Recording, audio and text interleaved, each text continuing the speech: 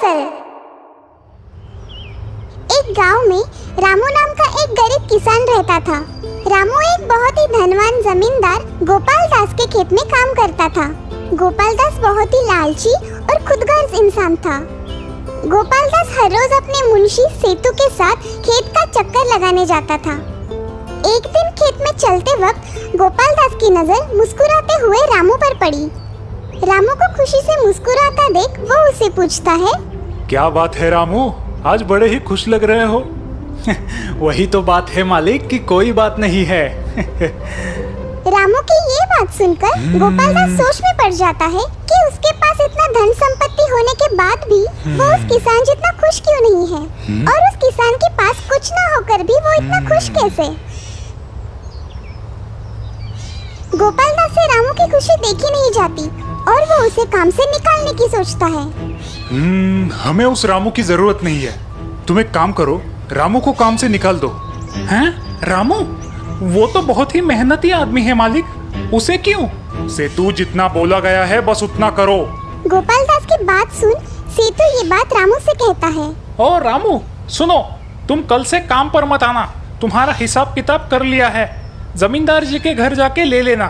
सेतु की बात सुन रामू दुखी और निराश होकर गोपाल दास से मिलने जाता है। आओ रामू, क्या बात है, इतने परेशान क्यों लग रहे हो? मालिक, अगर मुझसे कोई भूल हो गई हो तो मुझे माफ कर दीजिए, लेकिन मुझे काम से मत निकालिए मालिक।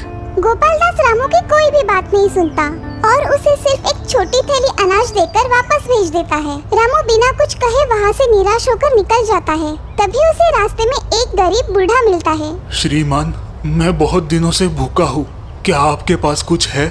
मेरे पास तो सिर्फ ये अनाज की थैली है, चाहे तो इसे आप रख सकते हैं। क्या तुम्हें इस अनाज की जरूरत नहीं है?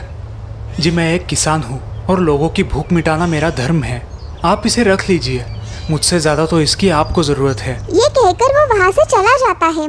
उस दिन रामू भूखे पेट ही सो जाता है। रात को रामू के सपने में वही बूढ़ा आता है और कहता है, रामू, रामू, मैं तुम्हारी उदारता और निस्वार्थता से बहुत खुश हूँ, इसलिए मैं तुम्हें यह आशीर्वाद देता हूँ कि कल सुबह जब तुम उठोगे तो तुम्हारे खेत की सारी फसल सोने की होगी। जब सुबह रामू अपनी नींद से उठा और उसने अपने घर का दरवाजा खोला, वो चौंक गया क्योंकि उसके घर के सामने सोने की फसल लहरा रही थी। गांव में सभी इस बात पर चर्चा करने लगते हैं। जैसे ही ये बात गोपाल दास के कानों पर पड़ी, वो जोर जोर से हंसने लगा। क्या मजाक है। सोने की फसल और सपना, ऐसा भी कभी होता है भला? बकवास, सब बकवास है। मालिक, ये मजाक नहीं, सच्चाई है। रामू को किसी बूढ़े साधु ने सपने में ये वरदान दिया है। क्या सच में? फिर चलो हम भी ढूंढते हैं उस बूढ़े साधु को। गोपाल दास और सेतु दोनों ही उस साधु की तलाश में निकल जाते हैं और तभी उन्हें रास्ते में वो गरीब बूढ़ा नजर आता है। गरीब बूढ़ा उनसे भी कुछ खाने के लिए मांगता है, तो उसका मजाक उड़ाकर गोपाल दास कहता है, जो भी हम देंगे क्या तुम उसे खाओगे? जी हाँ। तो ये लो, इस पत्थर को ही खा लो। गरीब बूढ़े का मजाक उड़ाकर दोनों वहाँ से चले जाते हैं। रात होते ही गोपाल दास के सपने में वही बूढ़ा आता है। गोपाल दास, गोपाल दास, गरीब को परेशान कर मजे लेने वाले तुम्हारे जैसे लालची और पत्थर दिल इंसान को मैं ये श्राप देता हूँ कि तुम्हारा सारा खेत और जमीन पत्थरों में बदल जाएगी। दूसरे दिन जब गोपाल दास घबराकर अपना दरवाजा खोलता है, उसके पसीने छूट जाते हैं। उसकी पूरी जमीन और खेत पत्थरों में बदल चुके हैं। पत्थर, पत्थर, ये क्या हो गया? हर तरफ पत्थर ही पत्थर। अरे भगवान, मेरा खेत, मेरा धान्य सब पत्थर हो गया। साहूकार को सजा मिलनी ही थी, उसके नसीब में रोना ही था। लेकिन क्यों? क्योंकि वो बड़ा ही घमंडी था, गरीबों का मजाक उड़ाता था, अपने पास सब कुछ होने के बावजूद भी नाखुश था। लेकिन रामू ऐसा नहीं था, उसके पास जो था उसमें वो खुश था। रामू दयालु था, दूसरों की मदद करता था, इसलिए उसके साथ अच्छा हुआ। तो दोस्तों, इस कहानी से हमें ये सीख मिलती है कि हमें कभी भी किसी व्यक्ति का या उसकी बुरी हालत का मजाक नहीं उड़ाना चाहिए।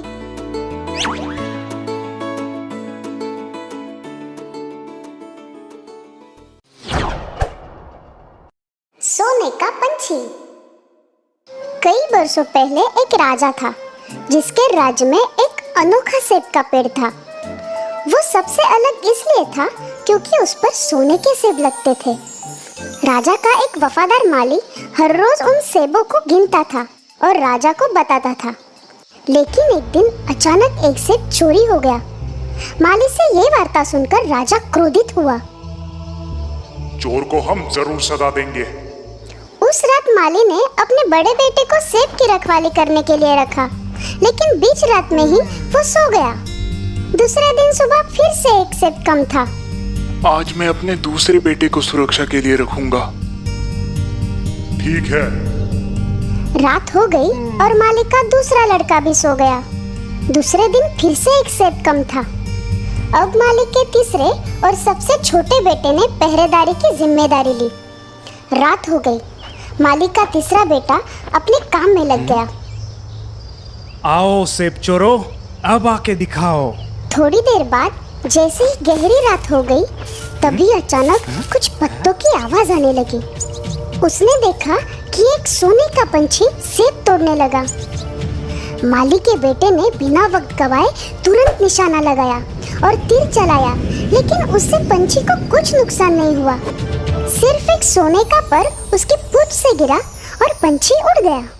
सोने का पर सुबह राजा के सामने पेश किया गया और सभी मंत्रियों को राज दरबार में बुलाया गया। सबने देखा कि ये पर तो राजा की सभी संपत्ति से काफी कीमती था। इस एक पंख से मेरा क्या होगा? मुझे तो पूरा पंछी चाहिए। मेरे दरबार में ऐसा बहादुर कौन है जो मेरे सामने पंछी को पेश करे?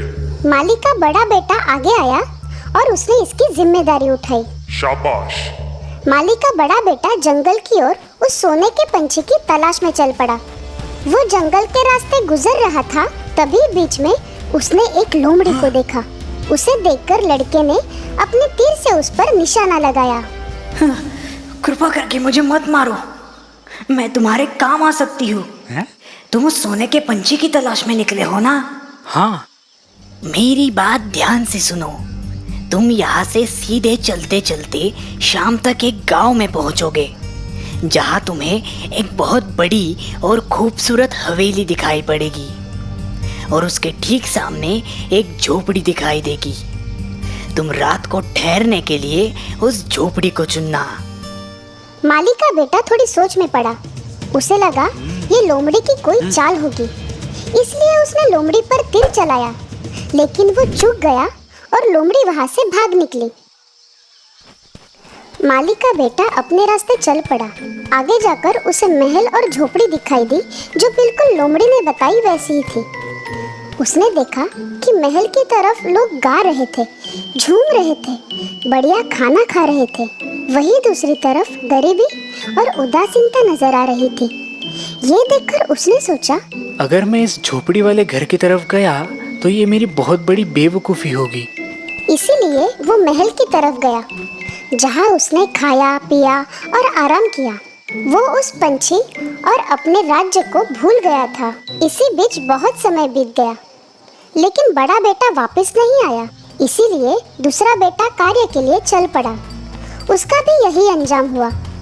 उसे लोमड़ी मिली। लोमड़ी ने उसे भी वही सलाह दी, लेकिन वो जब गांव में पहुंचा तब उसे उसके भाई ने महल की तरफ बुलाया और वो भी अपने भाई की तरह पंछी और राज्य को भूल गया। समय बीतता गया। अब सबसे छोटा बेटा भी सोने की पंछी की तलाश में चल पड़ा। मुझे जाने दो पिताजी। लेकिन माली अपने दो बेटों की तरह अब इस बेटे को भी नहीं खोना चाहता था। पिताजी, मैं वापस लौटूंगा, मेरा यकीन कीजिए, मुझे जाने दीजिए। ठीक है, लेकिन अपना ख्याल रखना। माली का छोटा बेटा जंगल की ओर चल पड़ा। रास्ते में उसे वही लोमड़ी मिली जो उसके भाइयों को मिली थी। उस लोमड़ी ने उसे भी वही सलाह दी। अगर तुम अपने मंजिल तक पहुंचना चाहते हो तो झोपड़ी में जाओ। अपनी सलाह के लिए शुक्रिया दोस्त। मेरी पूंछ पर बैठो, तुम जल्दी पहुंच जाओगे। जल्द ही वो गांव पहुंचे। छोटे बेटे ने उस झोपड़ी में ही रात बिताई। जब सुबह हुई तब लोमड़ी वापस आई। अब उसने और एक सलाह दी। अब सीधे आगे बढ़ना, तुम्हें एक किला दिखाई देगा जहाँ बहुत सारे सैनिक गहरी नींद में सोए रहेंगे। उनकी तरफ ध्यान बिल्कुल मत देना। किले के अंदर जाना, वहाँ तुम्हें एक कमरा दिखाई देगा जहाँ सोने का पंछी एक लकड़ी के पिंजरे में बंद होगा। उसके ठीक सामने एक सोने का पिंजरा भी होगा, पर तुम उस पिंजरे को बदलने की कोशिश मत करना, वरना पछताओगे। लोमड़ी ने फिर एक बार अपनी पूंछ फैलाई और नौजवान लड़का उस पर सवार हो गया। दोनों किले के पास पहुंच गए। लड़का किले के अंदर गया, जहां उसे लोमड़ी ने कहा हुआ कमरा दिखाई दिया और वो सोने का पंछी भी। इस खूबसूरत पंछी को ऐसे लकड़ी के पिंजरे में रखना अच्छी बात नहीं है। जैसे ही लड़के ने पिंजरे को बदलने के लिए दरवाजा खोला, पंछी चीखने लगा और उसकी आवाज से सैनिकों की नींद उड़ गई। उस लड़के को कैदी बनाया गया। दूसरे दिन सुबह उसे दरबार में पेश किया गया। उसे वहां मौत की सजा सुनाई गई। मेरे सरकार, कृपा करके मुझ पे दया कीजिए। मैं तुम्हें एक ही शर्त पर छोड़ूंगा। जाओ, मेरे लिए वो सोने का घोड़ा ले आओ जो तूफान जैसे तेज दौड़ता है। तभी मैं तुम्हारी सजा माफ करूंगा और वो सोने का पंछी भी दे दूंगा। उसने फिर से अपना सफर शुरू किया। तब रास्ते में उसे उसकी दोस्त लोमड़ी मिली। तुमने देखा ना क्या हुआ मेरी सलाह ना मानने का नतीजा। तुम एक अच्छे लड़के हो, इसलिए उस सोने के घोड़े को ढूंढने में मैं तुम्हारी मदद करूंगी। तुम सीधे जाना, फिर तुम्हें एक किला नजर आएगा जहाँ वो घोड़ा अपने टेंट में खड़ा होगा। उसकी देखरेख करने वाला गहरी नींद में सो रहा होगा। घोड़े को चुपचाप वहाँ से छुड़ा लेना, पर उस पर पुराने चमड़े का सैडल डालना मत भूलना, और उसके पास ही बड़ा सोने का सैडल बिल्कुल मत लेना। सब कुछ सही जा रहा था। घोड़े को देखकर लड़का बोला, मैं इसको सोने का सैडल दूंगा, इसका हक बनता है। जैसे ही लड़के ने सोने के सैडल को हाथ लगाया, उसकी देखरेख करने वाला जाग गया। रक्षक दौड़कर आए और उसे गिरफ्तार किया गया। अगले दिन फिर उसे मौत की सजा सुनाई गई और उसने फिर दया की भीख मांगी। तुम खूबसूरत राजकुमारी को मेरे सामने ले आए तो मैं तुम्हारी जान बख्श दूंगा। फिर तुम वो पंछी और घोड़ा अपने पास रख सकते हो। लड़का अपनी राह चल पड़ा। उसे फिर लोमड़ी मिली। अगर तुमने मेरी बात मानी होती तो तुम्हारे पास पंछी के साथ साथ घोड़ा भी होता। मैं तुम्हारी फिर से मदद करूंगी। यहाँ से आगे जाकर तुम किले में पहुँच जाओगे। वहाँ तुम्हें राजकुमारी मिलेगी, उसके हाथ को थाम लेना। मध्य रात्रि को राजकुमारी नहाने जाती है, तब वो तुम्हें रास्ता बताएगी। पर ध्यान रहे, तुम उसे माँ बाप के पास विदाई देने मत जाने देना। लोमड़ी और लड़का किले के पास पहुंच गए। लोमड़ी ने जैसे कहा था, लड़के ने ठीक वैसे ही किया।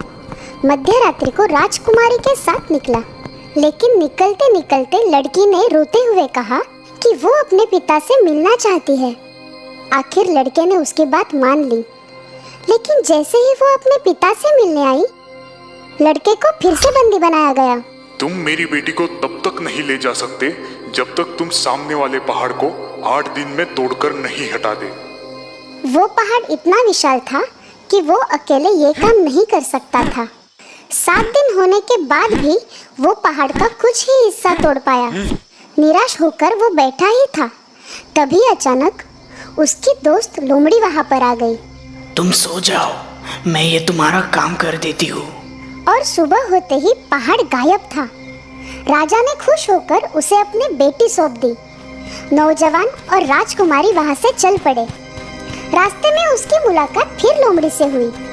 अब तुम तीनों को ले जा सकते हो, राजकुमारी, घोड़ा और पंछी भी। सच? पर कैसे? ध्यान से सुनो।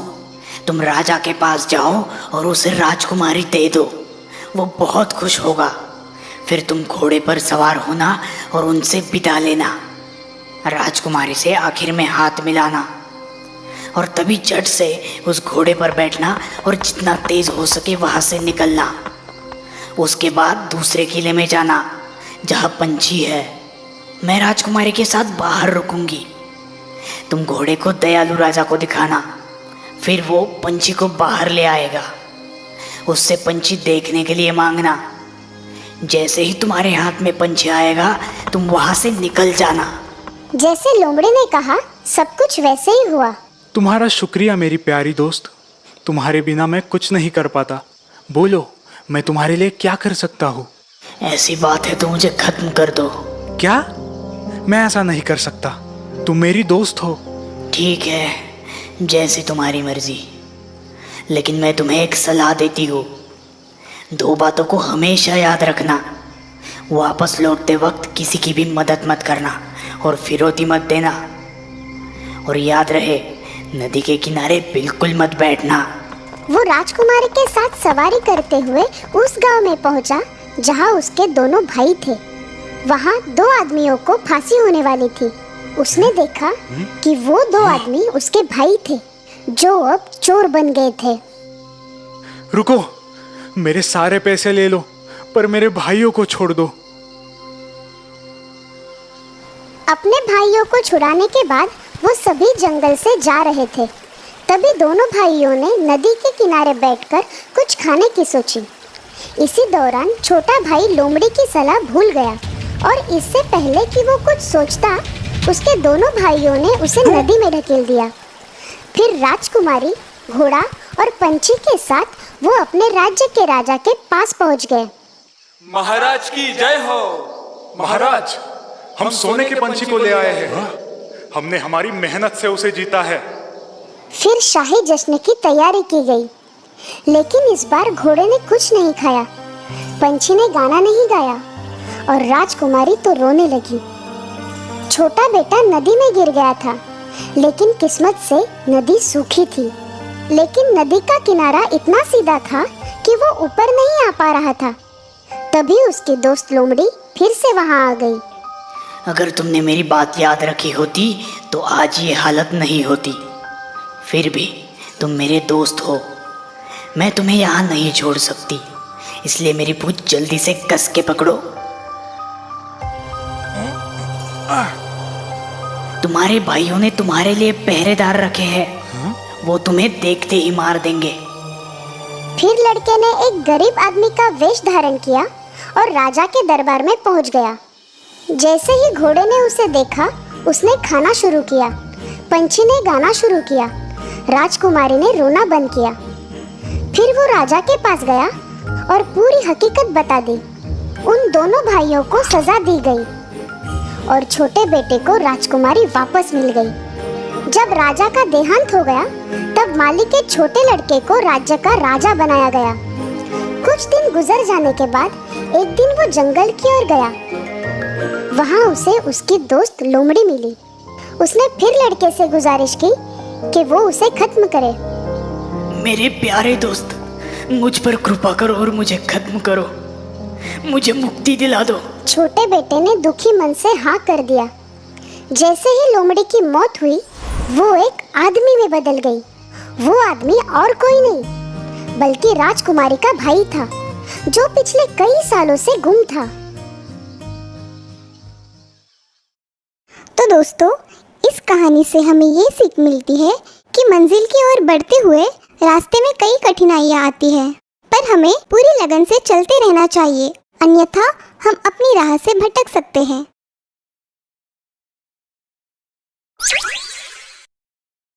दोस्तों, आपको हमारी स्टोरी कैसी लगी? हमें कमेंट करके ज़रूर बताइए। इस स्टोरी को लाइक और शेयर करें और हाँ, हमारे चैनल को सब्सक्राइब करना ना भूलें। Thank you.